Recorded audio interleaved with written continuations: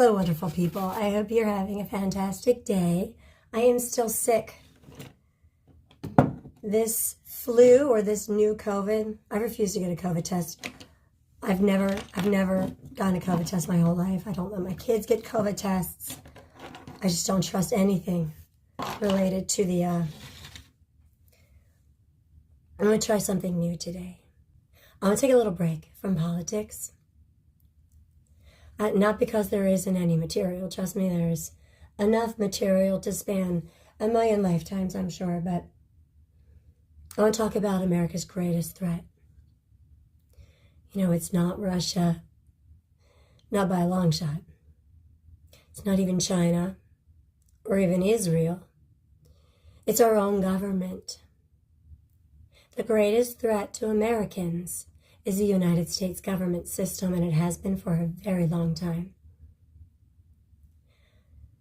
Especially the Medical Association and public schools. Now, the Medical Association, we know that Rockefeller hijacked that a long time ago. Public schools. Where to begin, right? I studied early childhood education decades ago, before No Child Left Behind. It's actually just before No Child Left Behind, and way before Common Core. Both have been detrimental, not just to learning, but mental health.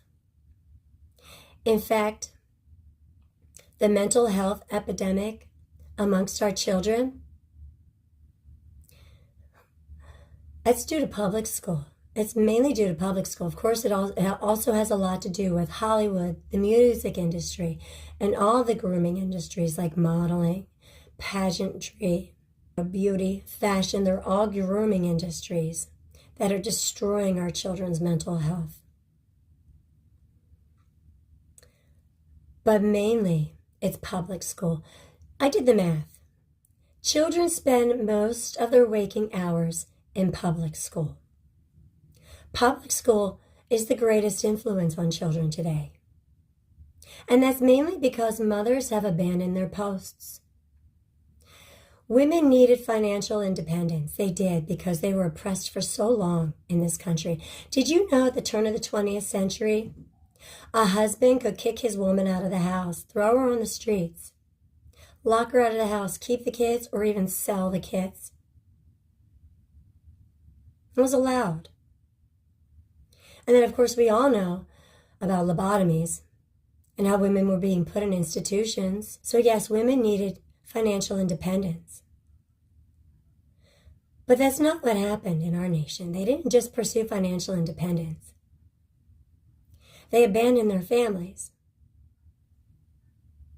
And today, with the internet and all of these jobs where you can work from home, there's absolutely no excuse for why women neglect their children and their husbands and their community the way that they do today. Because women, they didn't just used to stay home and take care of the kids and take care of their husbands. They also volunteered to the community. Once the kids were in school, they would go and they would volunteer and contribute to society. But all that's gone now. And of course, I'm speaking in general terms. I'm not saying all women. So let's not be ignorant about this conversation. And children are suffering, marriages are falling apart, and communities. A lot of people don't even understand the meaning of the word community anymore. Public school. I want to talk to you today about something called the American question. Now, if you study childhood education, you know about a man named Jean-Claude Piaget. He studied child development. He was highly respected. He would tour the world, and every time he would come to America, he would be hit with the same question. Let me explain to you how children operate.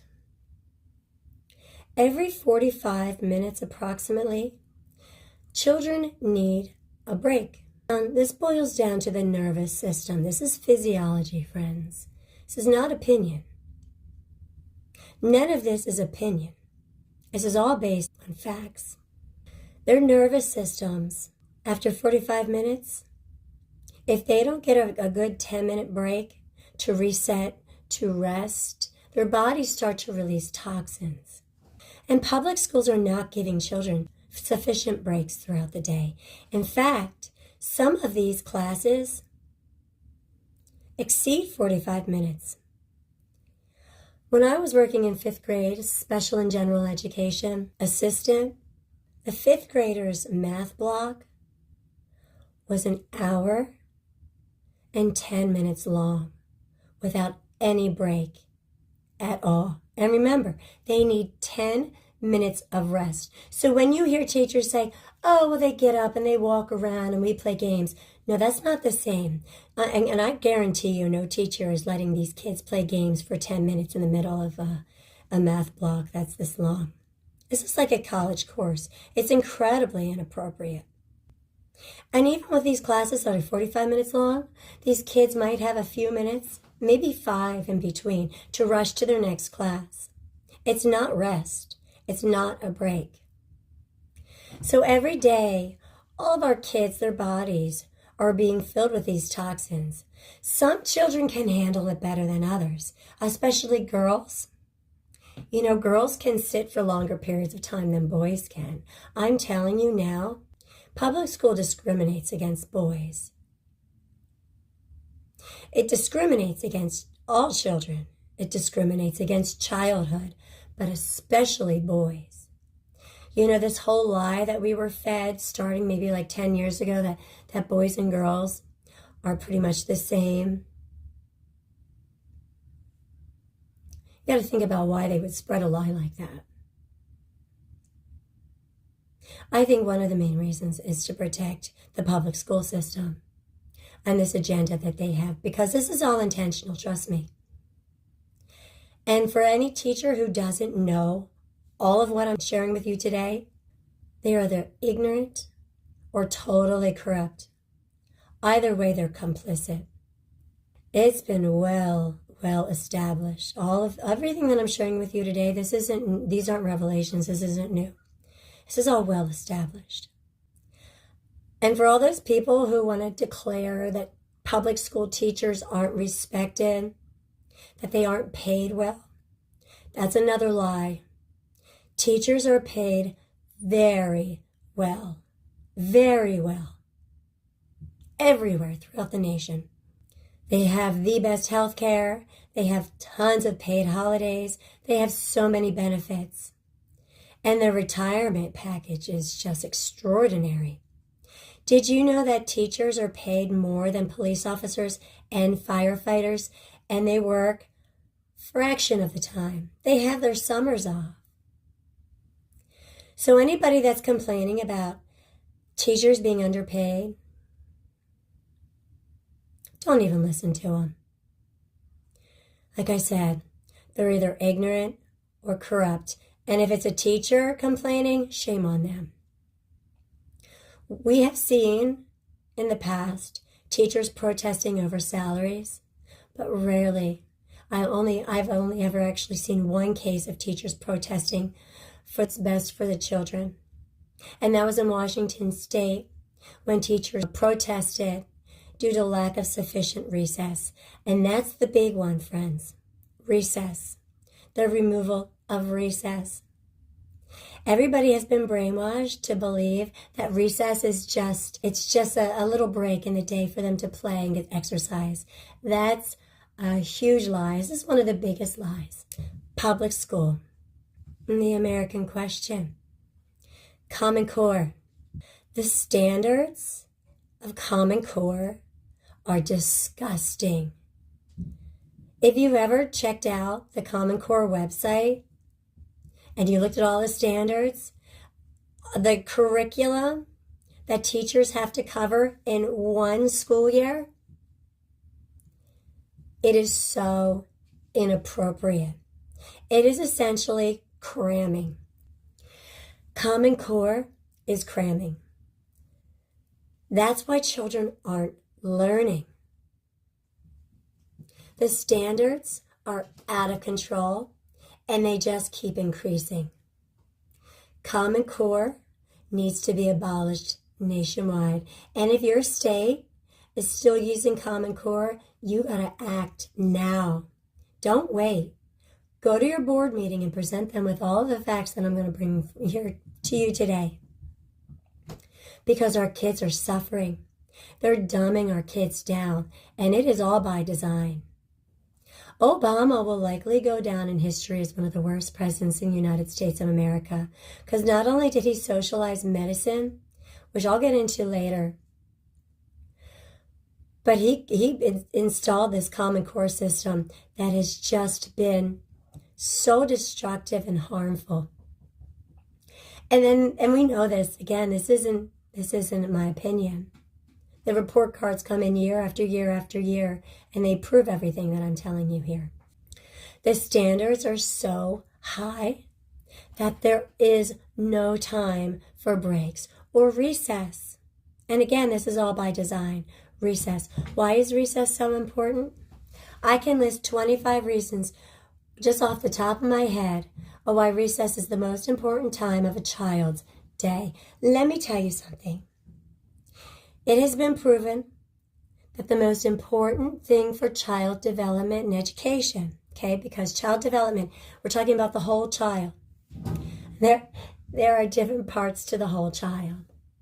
Okay, there's social, there's emotional, there's cognitive, there's physical, there's creative, and there's also spiritual. Spiritual development has been eliminated completely from public schools, which is very sad. Removing the Bible from public schools is one of the worst things that we could have done, because the Bible is our best source of history. The history that we're currently taught in public schools is predominantly lies. But again, I'm going to get into that in a little bit. We need to address recess, because lack of recess and breaks throughout the day is causing the mental health epidemic that we're seeing amongst our children. It's also causing this dumbing down of our children. Recess is the most important part of a child's day. It's not teacher-led lessons. It's play with peers, outside especially, because outside has tremendous health benefits, which we should all know. The most important thing for child development of the whole child is extended childhood. What's the difference between childhood and adulthood? It's play. Adults work, children play. Play is their work. Play is how they learn. This is why childhood is so wonderful, you guys. It's because children learn through play. And public school has all but eliminated play. Most public schools across the nation have diminished recess to 20 minutes a day, if that. You see, a lot of schools now leave recess up to the discretion of the teacher. And sadly, we have a lot of horrible teachers out there. A lot of teachers who don't want to be inconvenienced by going outside, especially in the wintertime. So they just won't allow children to have recess, or they'll force children to be inside. An indoor recess is better than no recess, but it doesn't compare to outdoor recess. All parents across this nation should be fighting for recess. Children should have a right to recess. There should be laws in place in every state that protect recess. And it needs to be 45 minutes long. If your school has less than 30 minutes of recess, I love this kitty.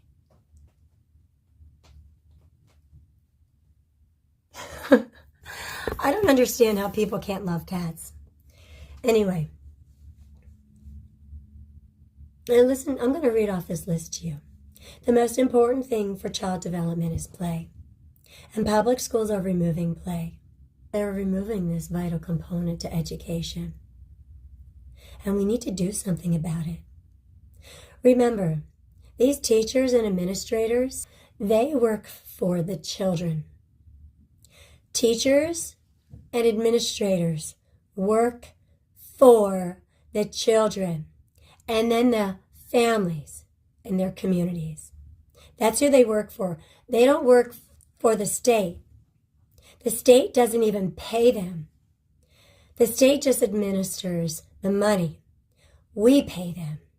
In fact, this is why it was intended from the beginning that public schools were run by communities, not by the states. The states got involved later, and that's when our public school system started to fall, because the greatest threat to America is government. It wasn't always, but it is now, and it has been for a very long time. Teachers now behave as though they work for the state. That's disgusting. They work for the kids. We hear a lot about behavioral problems with children in school today. Children are disciplined constantly throughout the day. I worked in the system. I know, I saw it. And I work in the wealthiest district in the state of Pennsylvania. In the wealthiest county in the state of Pennsylvania, which you would think would have the best schools, right? No, they don't. They might have the best technology, which we know is dumbing our kids down. They do not have the best schools. The schools here are absolutely terrible, and I know because I worked in one. I worked in an elementary school, and I didn't last a year. The amount of abuse and discrimination that I saw was heartbreaking. I'm telling you, I was brought to tears at work, because I would have reported to the administration, and they would just do absolutely nothing about it. They would patronize me. I fell for it the first couple of times because this particular administrator was really, really, really good at lying. Oh, I didn't know that. Oh, thank you so much for bringing that to my attention. I'm going to make sure that I take care of that immediately. Nothing. I would go in again and again and again. Nothing. I would talk about corporal punishment. I would see corporal punishment, and I would report it, and nothing would get done. There is so much corruption in public schools. It is absolutely disgusting.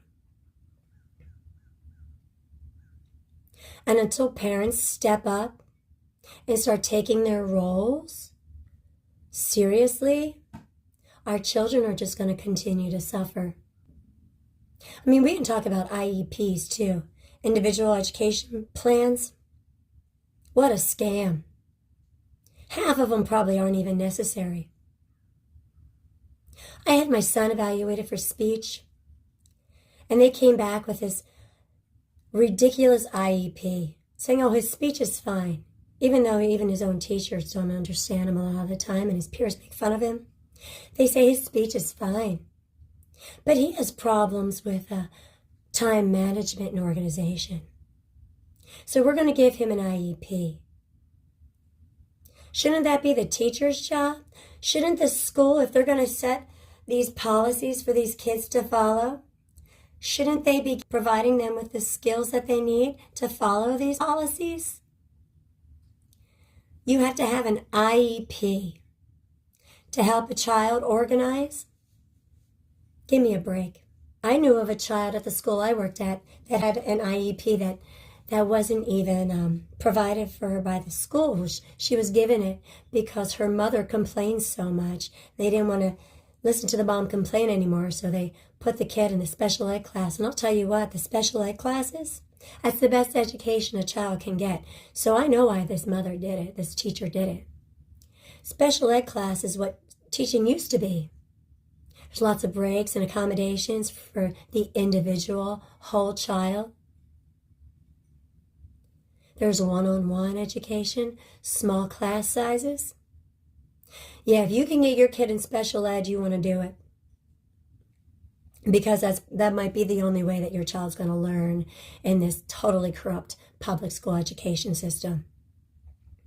But these IEPs, man, what a waste. What a waste of money.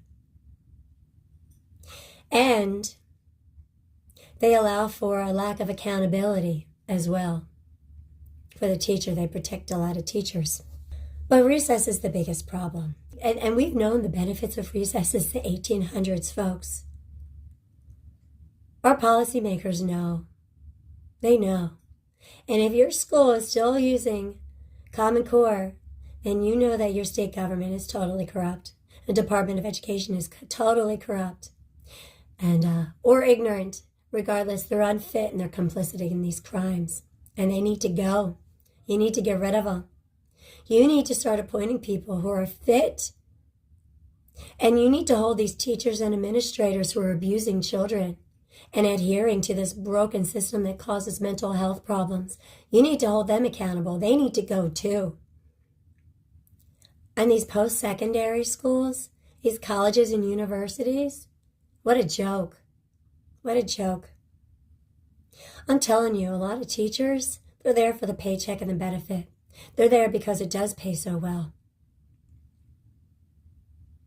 They have no business being around kids. And a lot of them shouldn't even be in the schools because a lot of these positions shouldn't even exist. There are so many problems, you guys, in the public school system. And very few people are addressing these problems. We do see a lot of wonderful, loving, exceptional parents at board meetings. We see them fighting for all children, not just their kids, all children. But the vast majority of parents are neglecting their kids today. And it's because of these parents that our children are suffering and that our public school education system continues to decline. So we need to hold the parents accountable too. These mothers who neglect their kids, who have totally abandoned their families, they need to be held accountable as well. We need to call them out. I'm telling you, we are living in a nation of antichrists. And these mothers concerned more about financial success and even fame in some cases, and their appearance, and the size of their home and how well decorated it is. They care more about that than the health and development of their own children. This is evident.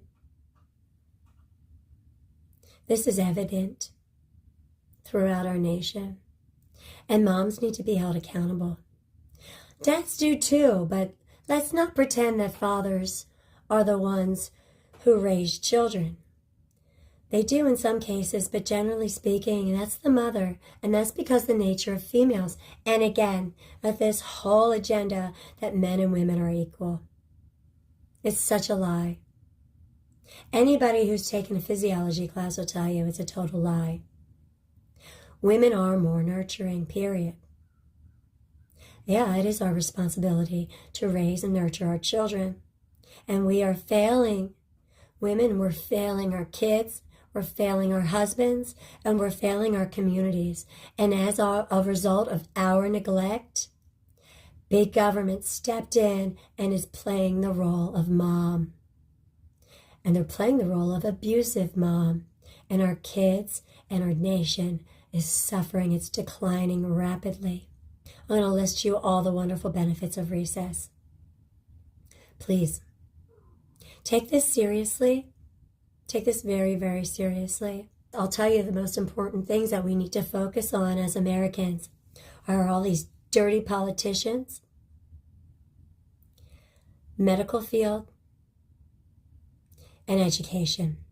These are our top 3 priorities, and we need to start doing our jobs as Americans, keeping people accountable and getting these laws on the books that protect our kids. Every school, every state should have laws that require a minimum of 45 minutes of daily recess. There is no good excuse to have anything less than 45 minutes. And again, children spend most of their waking hours in public school and play with peers. That's what recess is. What is recess? It's outdoor, weather permitting, outdoor play with peers. And weather permitting means that, obviously temperatures above freezing and inclement weather. Did you know that Nordic countries invest in rain gear for their kids? Because they They respect childhood. They love children. And they know the benefits of outdoor recess. So instead of putting these giant, toxic, dumbing down, cognitive declining, smart TVs in all their classrooms, all kids have rain boots and raincoats. They also have outdoor covered structures so that they can incorporate the outdoors into their learning experience. Because play in nature is the best thing for kids, right? I mean, of course, love, nurturing, but play in nature.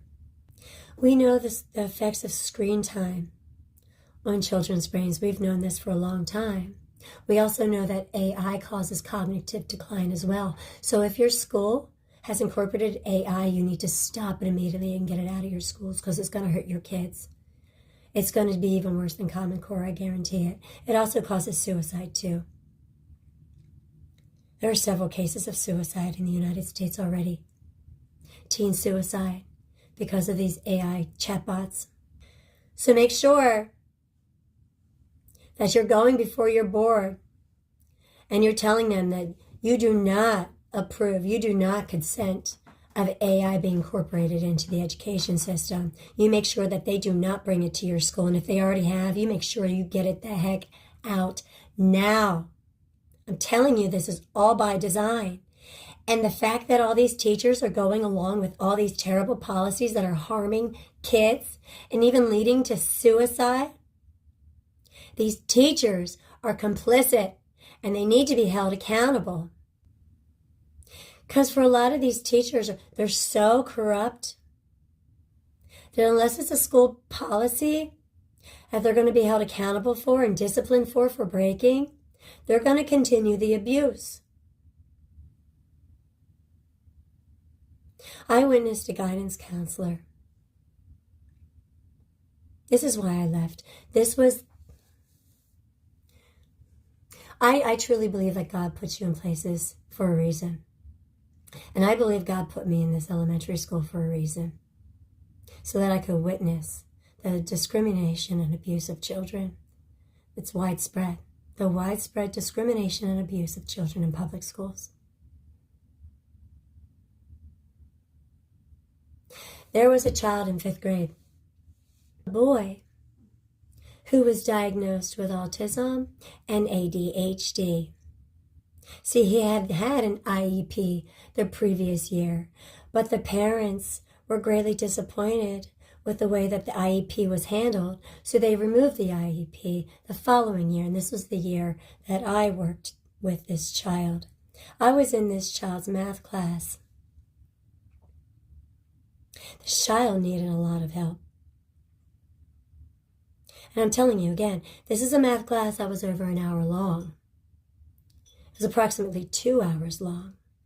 And they expected this child who they knew had ADHD to sit through that class and behave accordingly.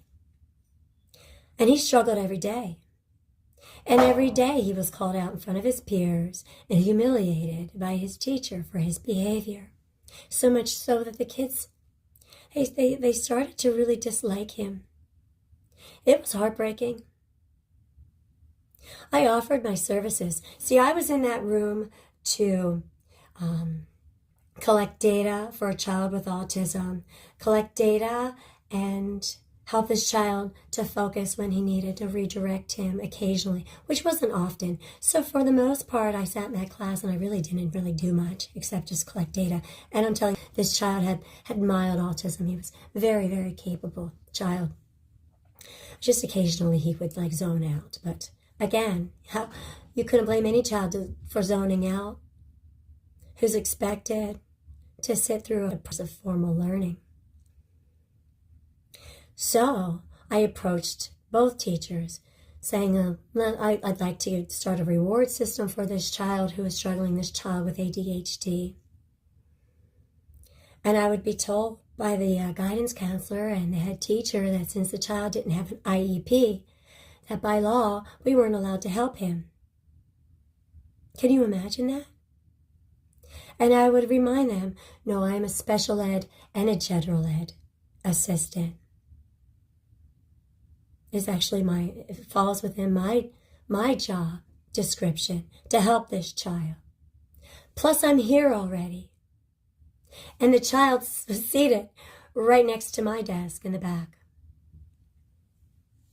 And they would tell me time and time again, no, you're not supposed to help him. I did get to a point where they would allow me to give him, it was like a piece of paper that you would give kids who are modeling good behavior. If he would sit through the entire class without being reprimanded, he could earn one. He had to sit through an entire nearly class without being corrected by the teacher. And he would apologize every day. I'll try again tomorrow. I'll try again tomorrow. And he only earned the paper about a handful of times within those few months that I had gotten the teacher to agree to this reward system. You know, he would often forget some of his materials too. He would come to class without like a pencil or without one of his notebooks, and the teacher would embarrass him in front of the whole class, reprimand him, before allowing him to go back into his classroom to get his materials. And then, of course, in his classroom, his head teacher would humiliate him in front of everybody in the class and discipline him. You know, sometimes they would take his recess away for that. This child would have his recess taken away weekly, sometimes 3-4 days a week. Do you know, one time I watched them place this kid in timeout. They won't say it's timeout, but it's timeout on the playground. You know what they do in Pennsylvania and a lot of these schools? When they take recess away from children, which is corporal punishment, trust me. Once you fully understand the importance and benefits of recess, taking recess away from child is corporal punishment. It's cruel and unusual punishment. It causes serious problems, you guys. They would make these children stand against the wall at recess and watch their friends play as punishment. Who does that? Who would even think of doing that to a child? They should all be fired. They should never be allowed to work around children ever again. This child, not only would they make him stand at the wall, stand in one place, they started making him sit on the ground in one place. Do you know that recess was only 20 minutes long at this school? They say 25, but by the time they line them up, they line them up early and everything, it was only about 20 minutes long. Just one day, they made him sit in one place on the playground for the entire recess. So I stood near him, and I would talk to him. Do you know I got reprimanded for doing that? They say he's just trying to get your attention. He feeds off of attention. And I would tell them, of course he does. All children need attention. But I would be reprimanded for talking to him. I can't even talk about it today without getting emotional.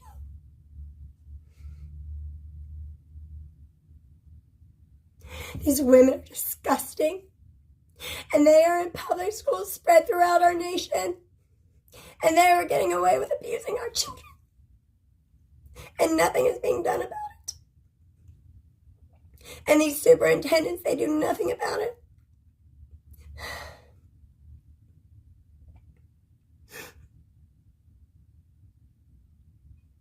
And parents know that kids are getting recess taken away from them, and they don't care. And some parents, they approve. When did mothers become so cold-hearted? When did mothers stop loving their own kids? I implore everybody to homeschool your child. I beg you, stop putting money first. Put your children first. Get them out of public school. Not only is public school teaching kids lies, but they're abusing kids. And these consequences, I fear, are going to be long-term.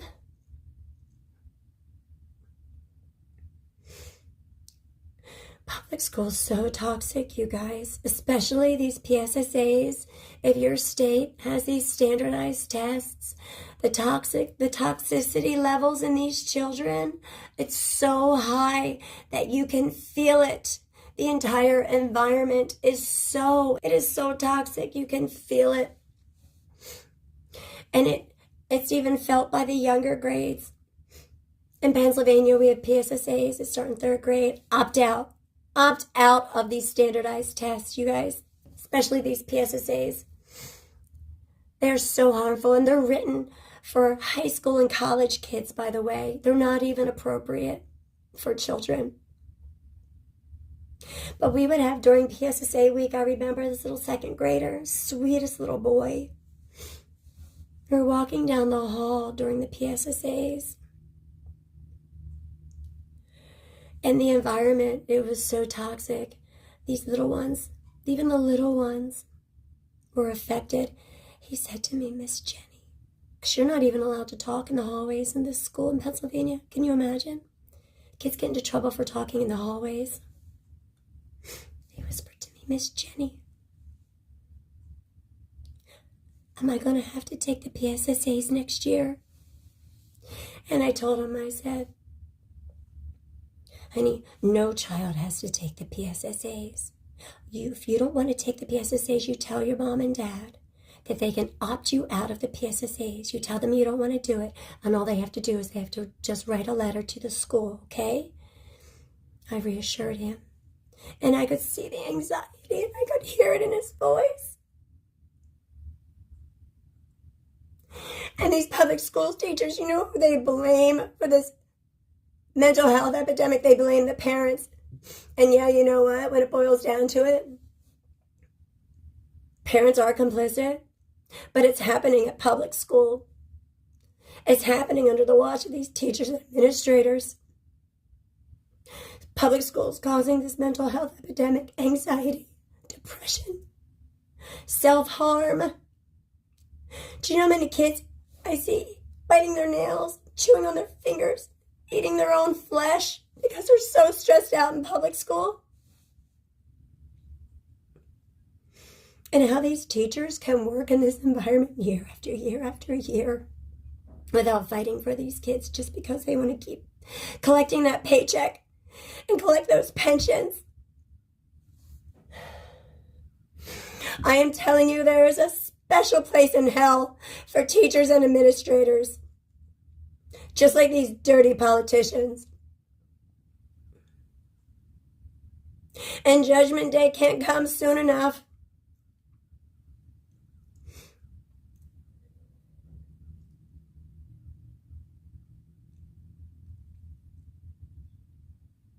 I implore you all, if your school does not have these efficient breaks, and it has to be policy, because teachers lie. Teachers will lie to protect themselves.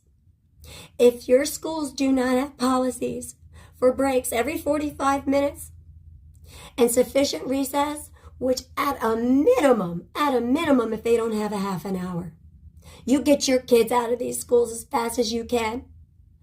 You have to stop worrying about your fancy nails and your expensive cars and your big homes full of fancy furniture. You've got to stop prioritizing those things, because those things don't matter. The health and safety of your children matters. Even if you have to move into a smaller home, even if you have to go to being like a one-car family, if you live somewhere with public transit, whatever you need to do, get your kid out of public school as soon as you can. And if you want to think that this isn't going to happen at your school, you're a fool. Because I live in the wealthiest county, the wealthiest school district in Pennsylvania, and it's happening here. It is widespread here.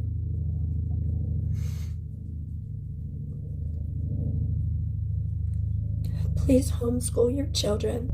At the very least, go to board meetings and fight for your children's rights, and don't stop until you get them to change their policies.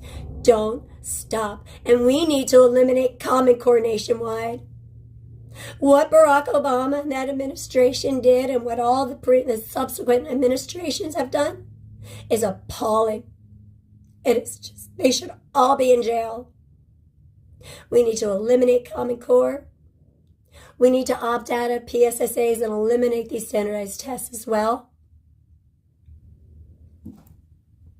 And we can go into No Child Left Behind too, because we need to abolish that as well. We need to get recess policies on the books, and it should be 45-minute minimum.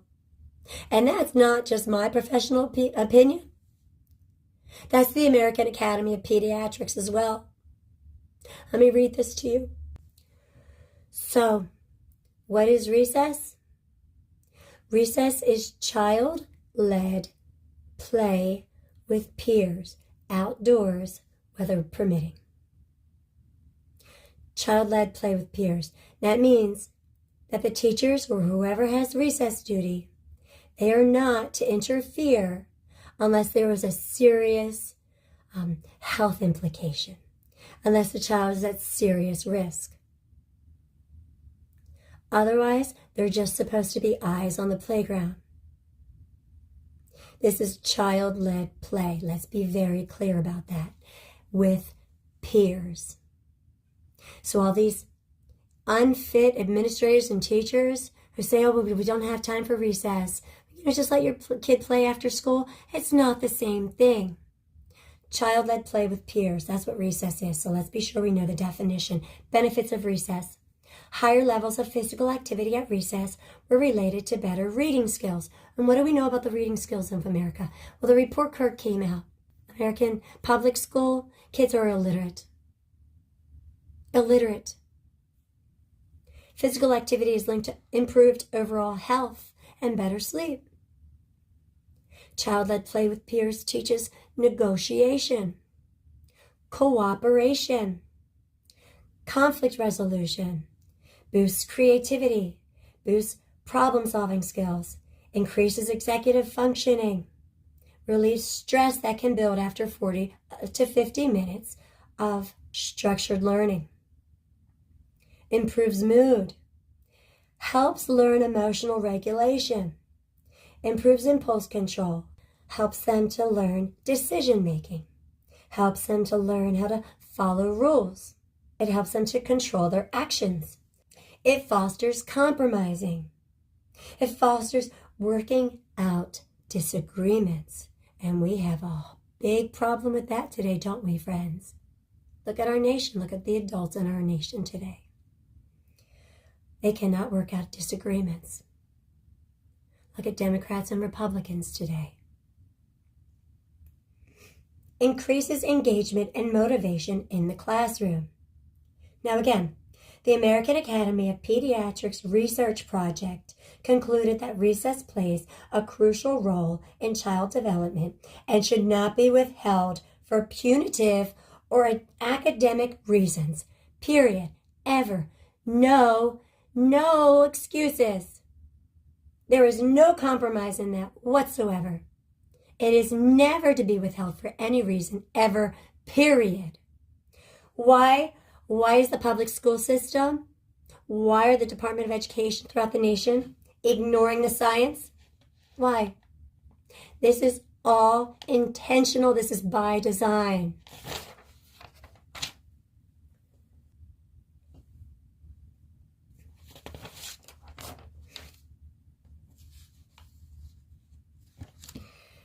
Go to your board, present them with this information, and draw up a quick little proposal. Tell them you propose renegotiation and arrange and create recess schedules with an emphasis of K through 3, allotted 60 minutes, and 4 to 5, having a minimum of 45 minutes of daily recess. Listen, you guys, we cannot go back in time and fix all the harm that has been caused to generations of children. But we can fix it now, and we can save future generations of children from suffering the same fate. And after you get it established in your elementary school, we have to think positively. We have to think, I'm going to get this done. I'm going to protect the health and safety of my child and all the children in my community. It is going to get done. And once you get it done in the elementary schools, you move to the middle schools and the high schools, because these kids need sufficient breaks too. They do. They need it. And for the same reasons. This is the nervous system. This is physiology. We need to start with the elementary kids, and then we need to take it to the middle schools, and then we're going to take it to the high schools. We're not going to stop until this is done. We don't have a choice. We have to save our kids. In 1998, a study of fourth grade students concluded that children who were given recess worked more and fidgeted less.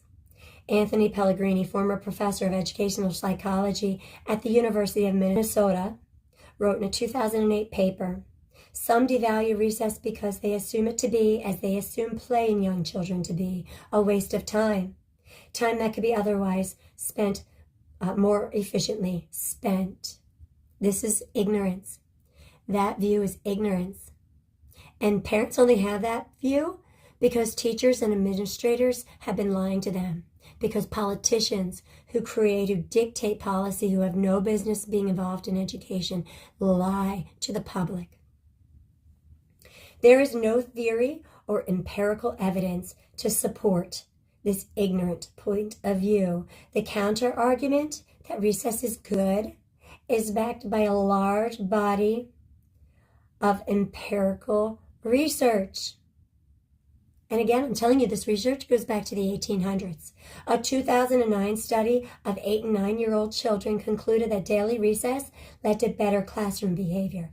In 2010, the CDC published results from 8 studies which examined the relationship between school recess, cognitive skills, attitudes, and/or academic behavior. All studies found one or more positive associations between recess and indicators of cognitive skills, attitudes, and academic behavior. None of the studies found negative associations. So this lie, this whole notion that we got to take away from recess to help the kids learn better, it's a lie, and it's by design, and we need to call them out on it. It's disgusting.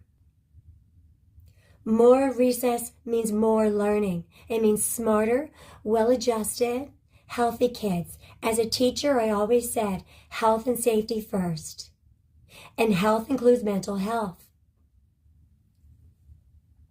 One such study concluded that recess led to positive school adjustment and social competence among boys.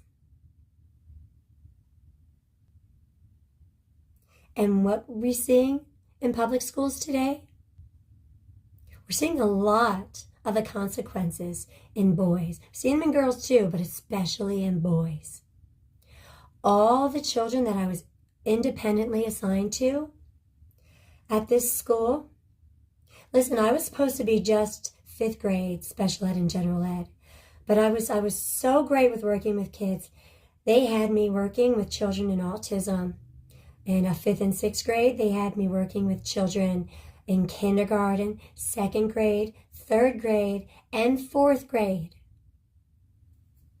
And 1st grade, actually every grade but 6th grade. They had me spread out throughout this school.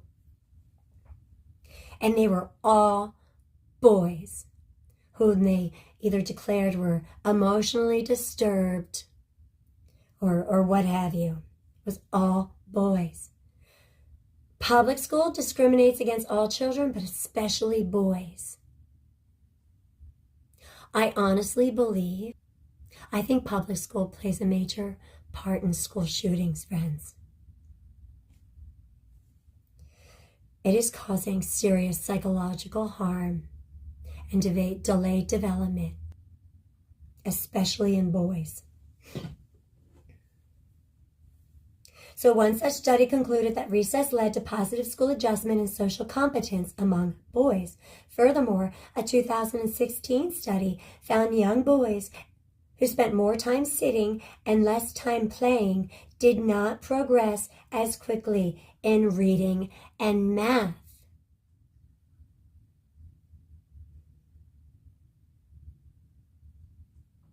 And I'm telling you, our policymakers know this. But I was taught the benefits of recess in college.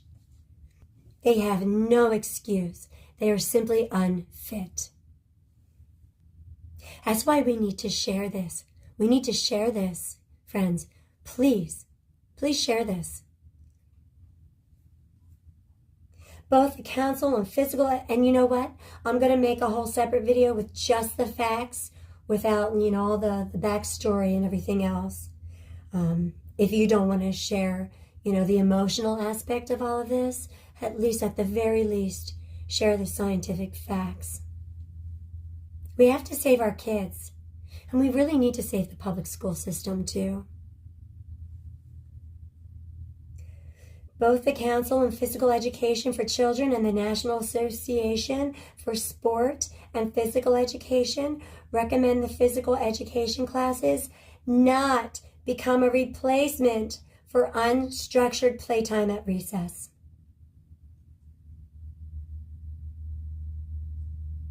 And that's what a lot of people say. Well, they have gym. Well, you know what? They've even taken gym away too. I think kids only have gym once a week now. Are you kidding me? And again, that's to make more time for Common Core standards. I think I had gym 3 days a week and then health, phys ed, 2 days a week. Guys, it's been a long time since I was in school, but I know I had a long recess. In fact, I had 2 recesses when I was really young. And as a teacher, as an early childhood educator, I always gave my children 2 recesses. We had a morning recess and an afternoon recess because it's the most important time. Children learn more from each other than they can ever learn from a teacher. Unstructured play, children learn far more from unstructured play from teacher-led structured learning. The American Academy of Pediatrics wrote in a 2013 policy statement, recess is a necessary break in the day for optimizing a child's social, emotional, physical, and cognitive development. In essence, recess should be considered a child's personal time, and it should not be withheld for academic or punitive reasons. Now, I would like to point out that withholding recess is common practice throughout the state of Pennsylvania. A 2010 study literature review in the Journal of School Health concluded, recess, particularly unstructured recess and free play, provide a unique contribution to a child's creative, social, and emotional development. From the perspective of children's health and well-being, recess time should be considered a child's personal time and should not be withheld for academic or punitive reasons in regards to the growing mental health issues. The mental health epidemic amongst American children, a study on the benefits of green schoolyards, concluded that when children are afforded time in natural spaces, they report feeling less stressed, more resilient, and more at peace. And who wouldn't want that for all children? It is also concluded that natural spaces fight feelings of helplessness, lack of self-control, and depression. Therefore, outdoor recess has great benefits over indoor playtime, which is often used in place of recess. A 2014 study published in Preventive Medicine found that holding recess before lunch increased students' fruit and vegetable consumption by 54%. So we're going to have healthier kids. We're going to have less child obesity, less childhood diabetes. Okay?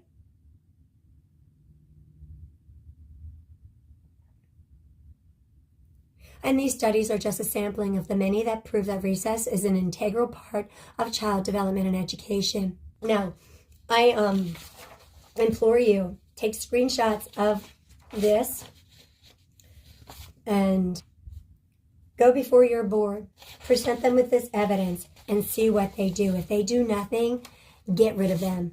Replace them with people who actually give a damn about the children in your community. And now here's my recess proposal.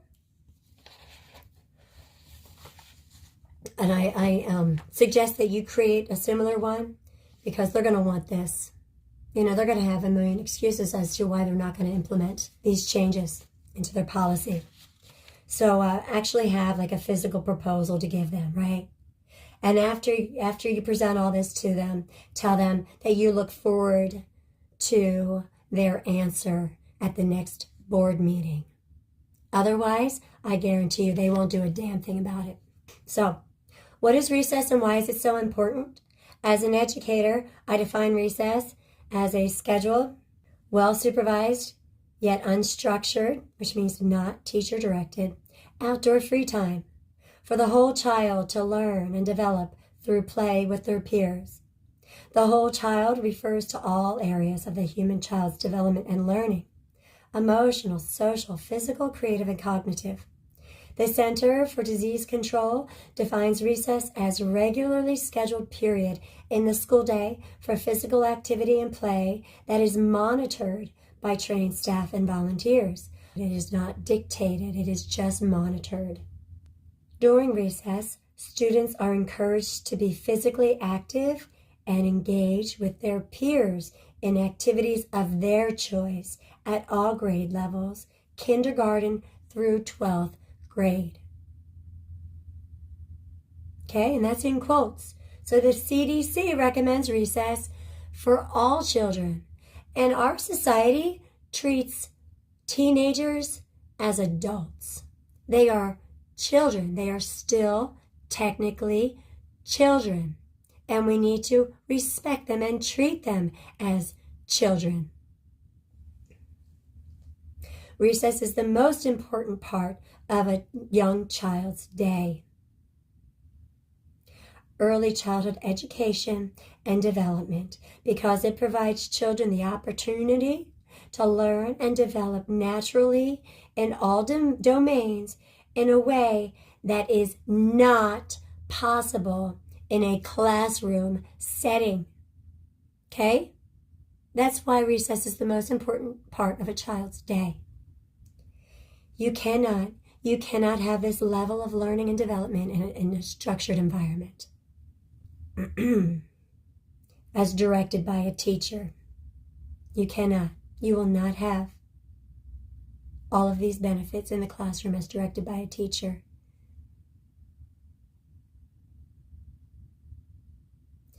And prepares them to be successful students and adults. Unfortunately, many administrators and teachers are somehow unaware of the benefits of recess. Currently, teachers at most elementary schools provide 15 to 20 minutes of recess at their discretion, meaning they decide whether or not a child gets recess on a day-to-day basis. Teachers are also permitted to withhold recess from an individual child or group of children as punishment for unwanted behavior, incompletion of homework or classwork. Can I tell you about this homework situation, how toxic homework is? The school has no say what our children do outside of school. They have no say. Homework should be optional at the discretion of the parent. But we have unfit teachers who will withhold recess from children if their homework isn't complete. They publicly shame them in front of their peers for not having complete homework. All parents, you need to fight over this homework thing. There is not a single study available that proves homework is beneficial. The only argument is retrieval practice. Retrieval practice. That's like spending 5-10 minutes kind of reviewing what was learned. And retrieval practice can be done, and it should be done at the beginning of every class. Every class, especially math. You should spend 5-10 minutes reviewing what you learned the day before. That's good teaching. There's not a single benefit to homework. The only thing that homework has been proven to do is cause problems in the family. It's a disgrace. And so are a lot of these teachers. The lack of regularly scheduled recess and practice of withholding recess are detrimental to the growth and development as well as the well-being of children, of all children. Therefore, I believe, fill in the blank, school board, et al., superintendent, need to update our school's current policies on recess as soon as possible. The exact reasons for this belief are listed below. And then I go on to quote all of those studies. During my research, I found a single article that lists 25 benefits of recess. And that's not even every benefit. There's more. Of all the data I've gathered, this is likely the most compelling. Neuroscientist Sergio Pellis states, the experience of play, including rough and tumble play, which a lot of kids aren't even allowed to do in schools anymore. It's terrible, especially our boys. Our boys aren't allowed to be boys. The experience of play, including rough and tumble play, changes the connections of the neurons at the front of your brain. The core thing kids need is that freedom to negotiate their relationship and their activities together. From the point of view of the best way of also training up the kids' brains, structured activities do not create many opportunities for kids to freely engage in playful activities of their choice. These changes, the connections of the neurons at the front of the brain, these beneficial changes, we're not getting that in the classroom. So they're not getting that brain growth and development. And this begins after 30 minutes of recess. Okay, the brain begins to grow after 30 minutes of recess. So that's why the American Academy of Pediatrics say 45, because 30 minutes, it's not enough. After 30 minutes is when the real, amazing growth occurs. God is great. God's design is great. And these sick politicians, they're hindering the growth and development of our children. They are intentionally dumbing down our children. And you know what? Our universities are intentionally dumbing down the teachers. But as a teacher, I knew this stuff. And as a parent, I knew in my gut that all of this stuff was wrong. All of these disgusting practices of making children stand at the wall and watch their friends play as discipline, I knew that was wrong. That's discernment. That I don't need a background in education to know that that's wrong.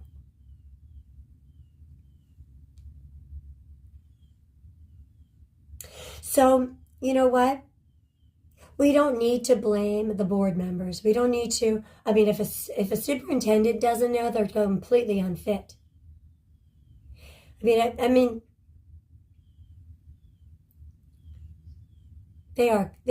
superintendent should be ignorant of any of this, because they're just completely unfit. But the ignorance of the board members should be expected. If a lot of our teachers and administrators are ignorant, and not all. There's some really, really good teachers out there, trust me. And I worked with some. Some of the best teachers I ever met in my entire life worked at this public school that I quit.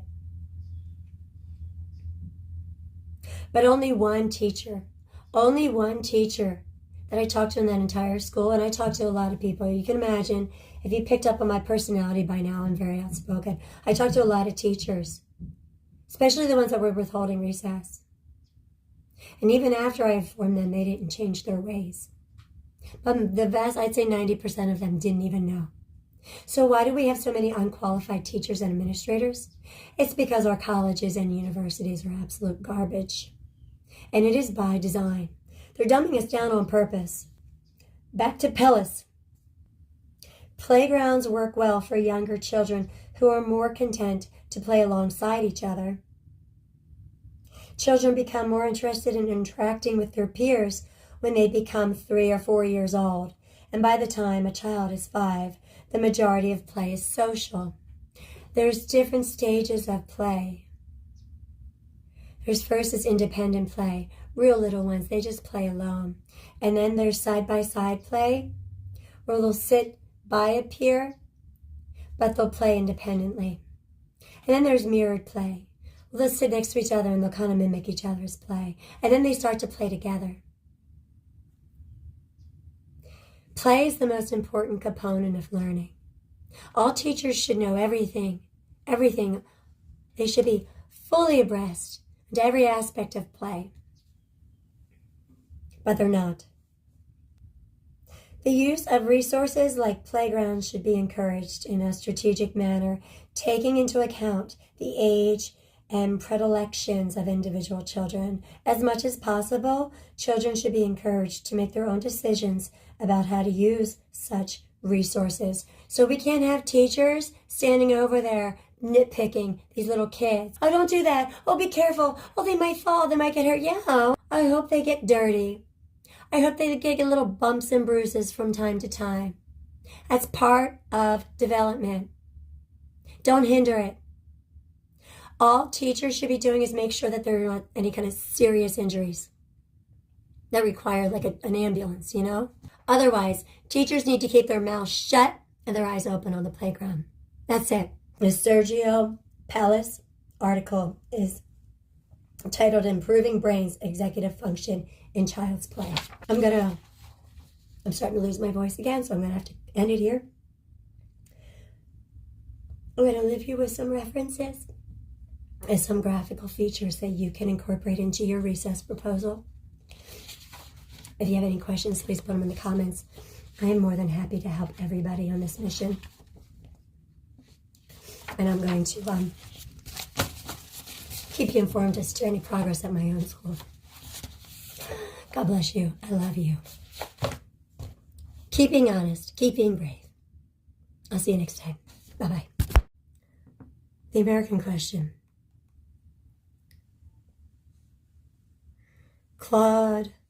Jean-Claude Piaget is my favorite. I also respected the work of Erik Erikson, Immanuel Kant. But Jean-Claude Piaget, he's the father. Home Alone. Is it Home Alone 2? Yeah, I think it's Home Alone 2. The father. So funny. In Kevin's recording, and he pretends to be his dad. Hello, this is Kevin McAllister, the father. Jean-Claude Piaget was a Swiss psychologist known for his pioneering work in developmental psychology. He proposed a theory of cognitive development that outlines 4 distinct stages through which children progress. Sensory motor stage, birth to 2. Events learned through sensory experiences and manipulating objects. Pre-operational stage, 2 to 7. Children begin to think symbolically and use language but lack logical reasoning. Concrete operational stage, 7 to 11. Logical thinking develops, but it is limited to concrete objects and situations. And then we have formal operational stage. And that's when the children are capable of abstract reasoning and hypothetical thinking emerges. Piaget's work has had a profound impact on education, psychology, and various other fields, influencing how we understand child development and learning processes. Now, Piaget and the American question. Like I said, he would tour the world. He was brilliant. He was so highly respected. But every time he came to America, he would be asked the same question over and over and over again, so much so that he coined it, the American question. It's going to blow your mind. It refers to the cultural emphasis in the U.S. on speeding up children's cognitive development. These bastards would ask him, so what would happen if we sped up their development? Do you know what he would reply? Why would you want to do that? And they would never have a good answer. Well, look at it today. Look at the system today. Look at what they've done, especially through Obama and this Common Core. They have sped up cognitive development by increasing the standards. They are so inappropriate, and they need to be eliminated immediately and bring these standards back to where they're supposed to be. Piaget received many questions regarding techniques or strategies that could help children progress through his identified cognitive stages more quickly. He believed that cognitive development follows a natural sequence of stages, and I told you what they were. Piaget argued that trying to rush through these stages could be detrimental to a child's mental development. He believed each stage is essential and children must engage with their environment and experiences to nourish their cognitive abilities in a healthy way. And because of this rush from politicians and the lack of natural environments, there's no nourishing. Cognitive abilities are not being nourished any longer, and certainly not in a healthy way. This approach contrasts sharply with the American emphasis on faster educational outcomes, and that is the reason why American public schools are failing. That is the main reason right there. So now everybody knows, and there is no excuse. It's disgusting. Absolutely disgusting what they've done to our education system, to our children, to us, all of us. They've dumbed us all down. None of us will reach our potential. Do you understand me? It is impossible to reach your potential when you've been rushed through development by the public school educational system. Disgusting. Long before the technology existed to allow us a real-time view inside the developing brain, a Swiss psychologist by the name of Jean Piaget explored the developmental patterns behind language and cognition in childhood.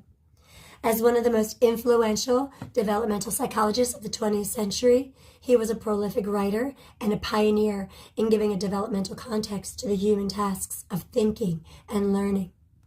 Keen observation was one of Piaget's gifts, so it's not surprising that he quickly noticed a trend among the Americans he spoke to.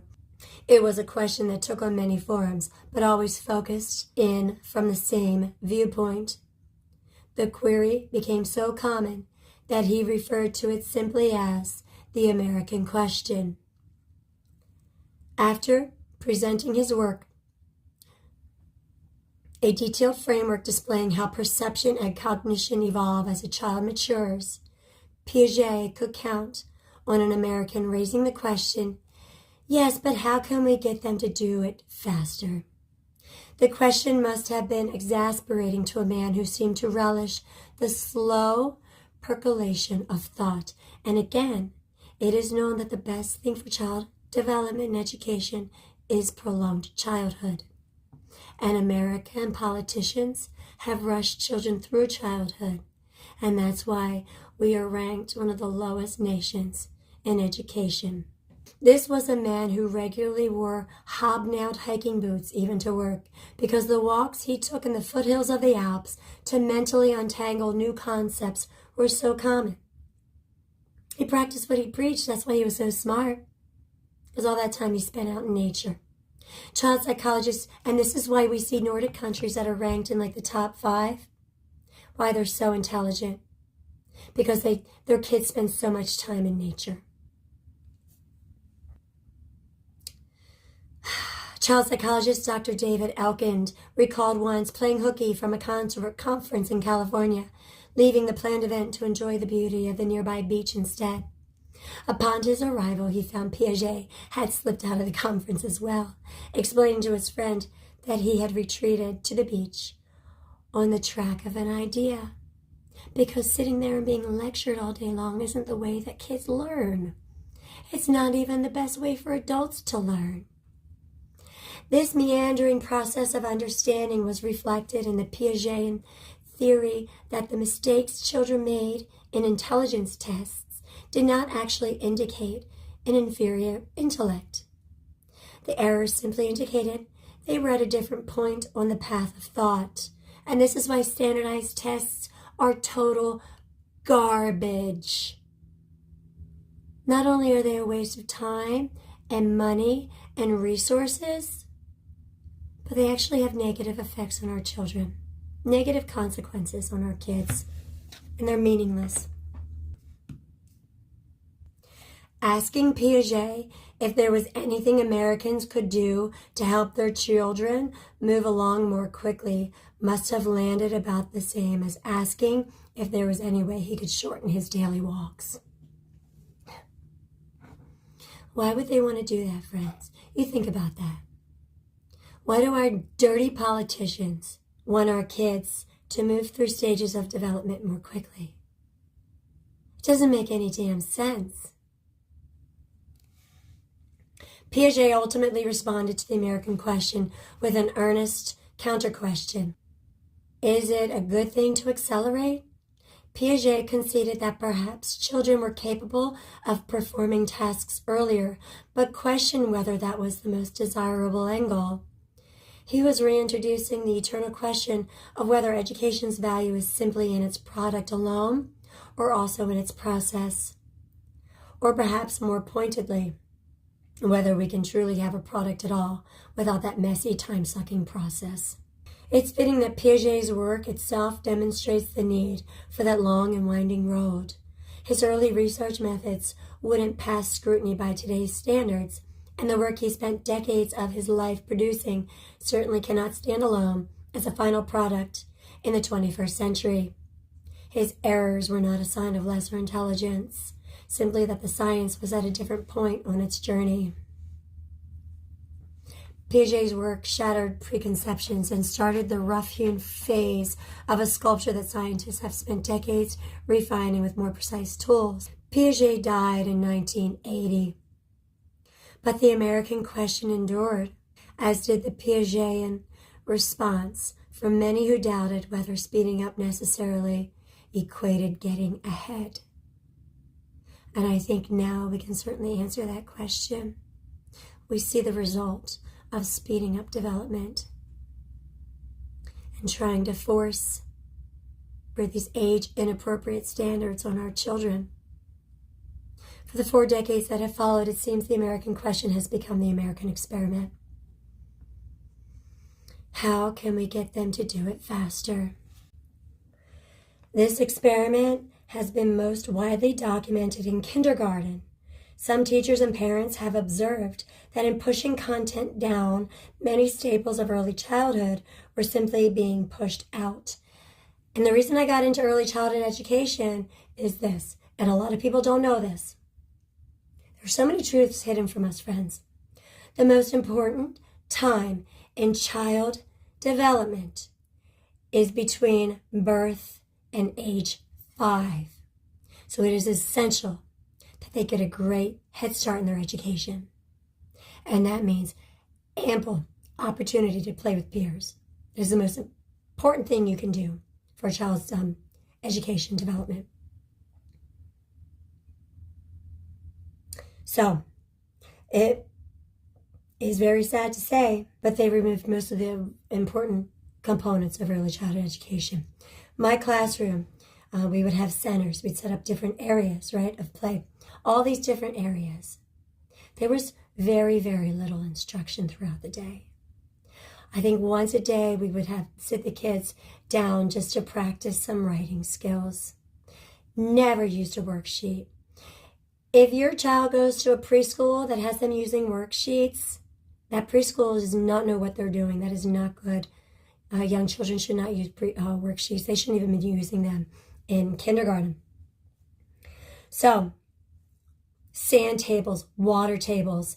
It's a messy, active, noisy, fun environment. And that's what kindergarten should be like as well. But we're not seeing that anymore. We're seeing desks replace play centers. We're seeing kids forced to sit down and listen to lectures, fill out worksheets. And we wonder why our children score so poorly compared to other nations. Well, this is why. This is exactly why, because we've removed play. And children learn through play, period. There isn't an and there. It's period. Some teachers and parents have observed that in pushing content down, many staples of early childhood were simply being pushed out. We even had a woodworking center, little bits of wood, hammers, nails, saws, thick gloves. And we would allow the children, of course, the teacher had to be present, of course. But we would allow our little ones to do woodworking at the age of 4. They were highly capable. And I never once saw a drop of blood. Never once. They reported the disappearance of dress-up areas, sand tables and blocks, some literally thrown out with the trash. Recess and free play. Free play is basically recess in the classroom, and that was most of the day was free play. And then we just rotated them between the centers. It's not really about the teacher so much as the environment, you guys. These early years, teachers are really there just to supervise and for teachable moments. There's very little instruction, very little teacher-led instruction. Not today, though. It's different today. And it's a sin. It's a crime. But recess and free play were reduced or eliminated altogether. And I saw this at my son's school. They eliminated recess. And when I went to the principal to discuss the matter with it, principal told me that she used to be a first grade teacher and she totally agreed with me. You know what else she told me? She said it was all about test scores now. Because the test scores, they want to cram all this information into these kids so that they can perform well on tests. Because the test scores dictated taxes. So the higher the test scores, the higher the property taxes, the more money the government could collect.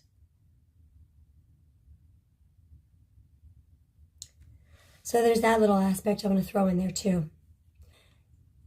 And there was no discipline really either. It was just redirection. It's just constant redirection. You have to remember these little ones, they're still learning everything. They haven't mastered really anything yet. The buzzwords of exploration and curiosity seem to be replaced by standardization and rigor. And we're seeing today with kids who can't comply to these totally age inappropriate standards, we're seeing them being disciplined. They're being disciplined and punished just for being kids. Whether the pressure was coming from the schools to the parents or the other way around, by the early 2000s, it was widely acknowledged that kindergarten had simply become the new first grade. It wasn't until 2016 that researchers put the claim to an empirical test. University of Virginia researchers Daphne Basak, Scott Latham, and Ann Rorum took existing data about kindergarten teachers' beliefs and practices and compared the answers from 1998 with those from 2010. The scientists expected to find a shift, but remarked that even they were shocked to see how pronounced it really was. Among other markers, they found a dramatic migration towards increased reading, writing, and math expectations, increased worksheets and flashcard use, and a decrease in play and exploration, illustrated by the significant drop in the use of sensory tables, dress-up areas, science activities, and art activities. Sensory tables are so important. There's always an art center too. I don't know how I forgot that one. And I have to tell you, reading, we're forcing reading at such a young age now, and parents are being lied to about reading. Let me tell you this. In these other nations where their kids are so much smarter than ours, you guys. They're so much smarter. They adhere to what we used to, regarding reading. That reading was a natural process, and it was normal for children to start reading anywhere between the ages of 4 and second grade. So that's like 4 and 8, right? For a child to start reading in second grade, it's perfectly normal. But by today's standards, teachers and administrators are lying to parents and making them think that there's something wrong with the child if they don't know how to read by first grade. By the end of kindergarten, kids are expected how to read. There's no natural progression anymore, you guys. It's forced learning. It's so unnatural that it's detrimental. It is normal for a child to learn how to read in second grade. They do not need intervention. There is nothing wrong with them. And I've even seen propaganda stating that children who don't learn how to read by first grade are more likely to commit crime and end up in jail.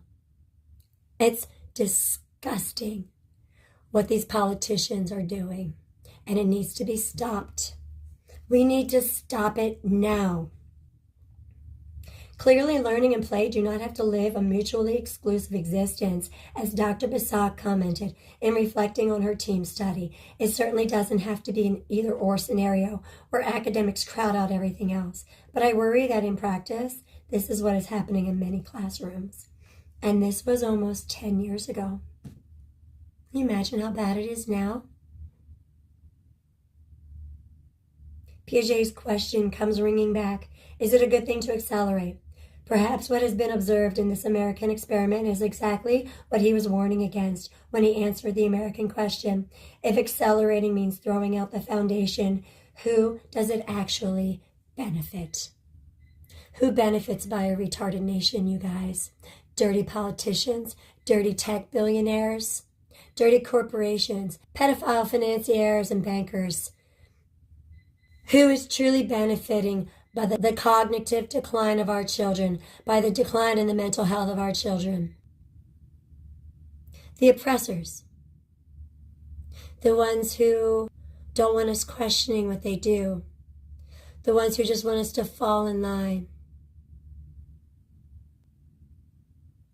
Everybody who's getting rich off of our decline, off of our suffering.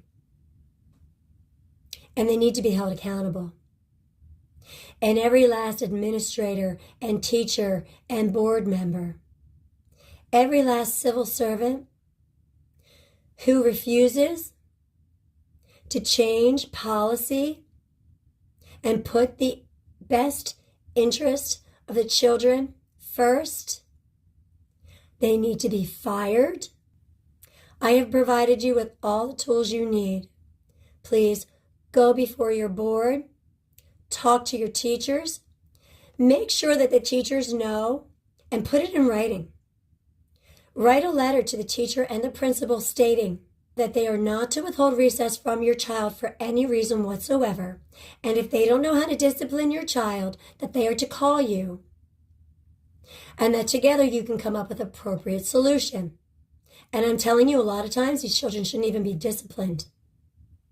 I had the school call me up one time at work. Remind you, I worked in the same district. They knew I was a teacher. They called me at work to tell me that my son, my 10-year-old son, found a toy on the ground while they were lining up for recess, asked if it belonged to anybody, and when he said no, he threw it. And that was it.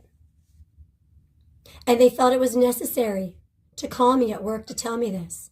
And teachers need to know that there are simple strategies that you can do to help children learn to control their impulses through play. You ever hear red light, green light? These little games, they were actually strategies to help our children with development. They don't help our children develop anymore. They just punish them for normal childhood behavior. What was another one? Here's another one. This one infuriated me too. My school sends every test home to be signed by the parents. Remember back in the day when teachers sent tests home and you could just put them on the fridge? You're proud of your kid. Can't do that anymore. Nowadays, you have to sign the test and send it back to school. This is at this new school that we're at now. It wasn't at any of the other schools that we used to attend, although they might do it now too. It's really annoying, but whatever. I forgot to sign it. He got like a 97. I was so proud of him. I put it on the refrigerator. The next day, because he didn't have that signed test for his teacher, they pulled him from recess and forced him to write me an email stating how important it is that I make sure I sign all these tests and return them to school. This is how psychotic and abusive the public school system has become, and it needs to end, and we need to be the ones to stop it.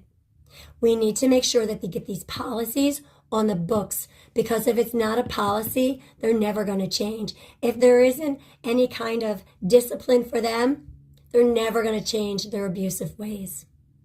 They're going to keep discriminating and abusing their powers. So let's go. We have all the tools. Let's go. Let's get this done. We're going to start with the elementary schools, and then we're going to move up to the middle schools. Please let me know what kind of progress you've made. If you have any questions or need any more information, put it in the comments. It's time for change. It's time to save our kids. It's time to save the public school system. God bless you. I love you. Stay truthful. Stay brave. I'll see you next time. Bye-bye.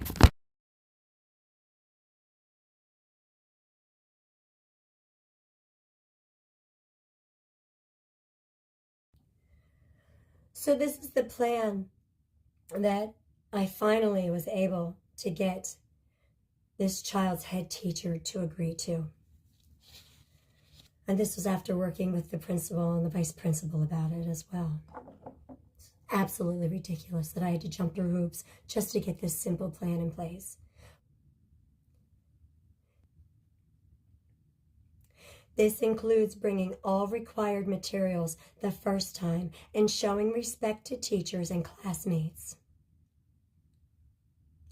I had offered to go into the classroom before class and just to help remind him to get his materials together, to make a checklist for him to put on his desk so that he can see it, and then to be there just to remind him.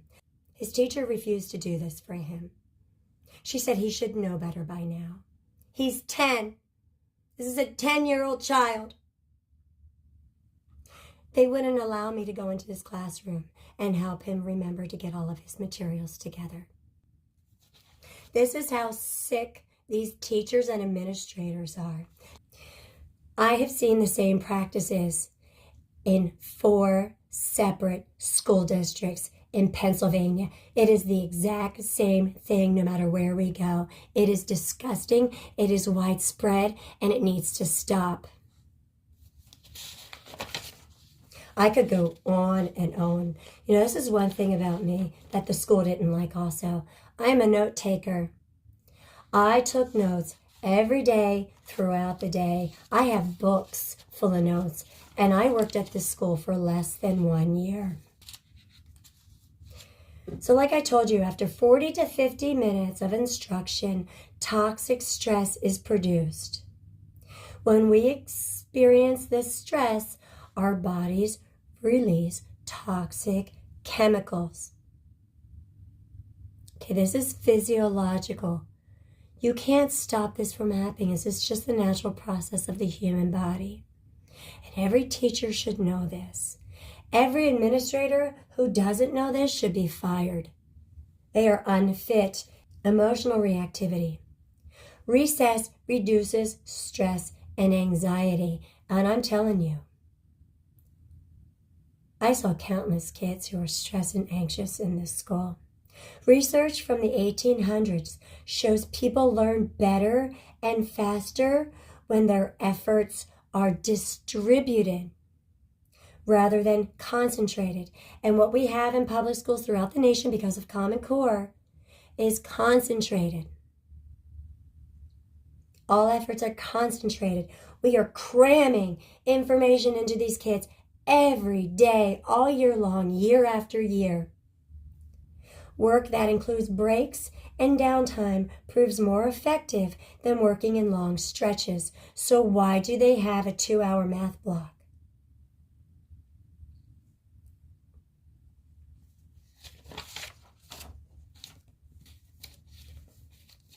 Schools that have implemented regular recess periods have significant decreases in disciplinary referrals and increase in on-task behavior. An elementary school in Texas saw a 70% drop in disciplinary referrals after increasing recess time. Dr. Debbie Rea of Link Project, and I quote, stated, "Far more attentive in the classroom, less fidgety, less distracted, less hyperactive." So this poor child with his hyperactive disorder was having his recess taken away. And they were making his symptoms, his disorder. They were exacerbating it. How much and when? Multiple short breaks throughout the day. Now, the behavioral problem that we've seen since recess has been basically eliminated from the public school system: aggression, defiance and noncompliance, excessive tantrums, difficulty with transitions, impulsivity and hyperactivity, withdrawal and social isolation. Of these behavioral problems that are resulting from the lack of breaks and sufficient recess, the impact, social relationships. The boy with ADHD, he had very few friends. So I was giving blazer bonuses to kids who would befriend him, who would be friendly and kind or ask him to play at recess. That's how bad the situation got for this child. So the impact again, from all these problems resulting of lack of recess and breaks: social relationships, academic performance, overall well-being. And of course, this is going to trickle down into the family. So it's going to strain the family dynamics. So you're going to have problems at home as well, because these teachers are convincing parents that their kids are essentially just bad kids, that they're just choosing to be bad. There's no accountability for these horrible teachers, these abusive teachers anymore.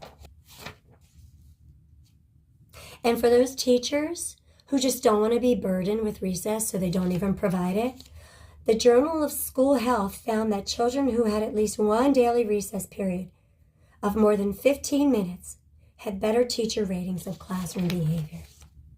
Please share this video, or at the very, very minimum, share this information. Get into the PTA, attend board meetings, do whatever you can. We're talking about the mental health and the development, the education of your children, and there is nothing more important than our children. And if we're not going to fight for anything else, we should at a very minimum be fighting for the children, because they cannot fight for themselves. They try. Let me tell you, this little boy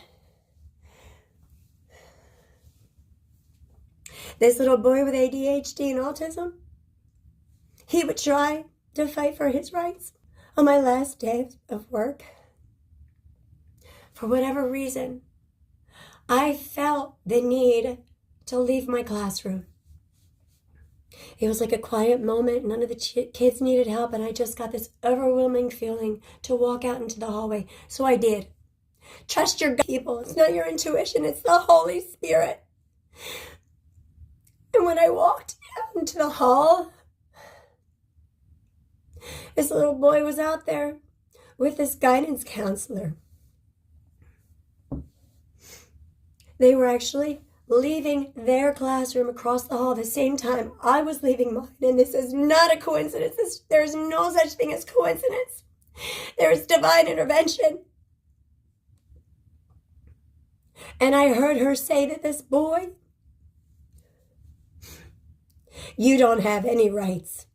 Not until you're 18. Could you imagine administrators and teachers telling children that they don't have rights? They do have rights. They have all the same rights that we do. These are constitutional rights. These are God-given rights. Our schools don't believe our children have rights. Our politicians don't believe that children have rights. They do have rights, and we need to fight for their rights. Please share this video, share this information, and fight for the rights of children in your community. I beg you, please. Too many children have been harmed. Oh, thank you for watching. God bless you. You have a wonderful day.